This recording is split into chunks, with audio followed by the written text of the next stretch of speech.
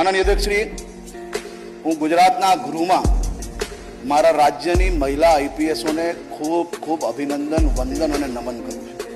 માનનીય અધ્યક્ષશ્રી, કાલની જ ઘટના કહું છું.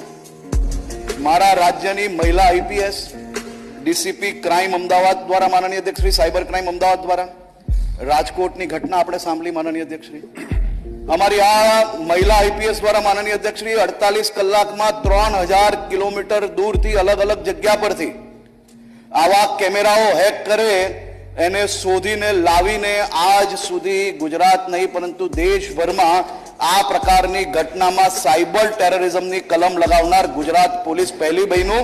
અને એના ઇન્ચાર્જ ઓફિસર માનનીય અધ્યક્ષશ્રી ડોક્ટર લવીના સિન્હા, જે મહિલા આઈપીએસ છે, મહિલા આઈપીએસ માનનીય અધ્યક્ષશ્રી જિલ્લામાં એસપી બી છે અને અમારા હોમ સેક્રેટરી બી મહિલા આઈપીએસ છે.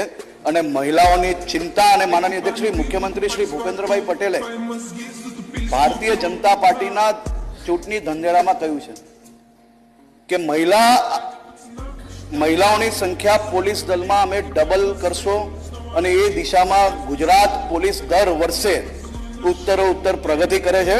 અને સાથે જો મહિલા આઈપીએસની વાત કરીએ માનનીય અધ્યક્ષશ્રી, તો આખા ગુજરાતના જે ભવિષ્ય ગુજરાતનું લો એન્ડ ઓર્ડરનું સંભાળવાના છે એવી પોલીસ ભરતી જે થાય માનનીય અધ્યક્ષશ્રી, એ પોલીસ ભરતીના ચેરમેન બી નિર્જા ગોટરુ છે, જે પોતે મહિલા છે.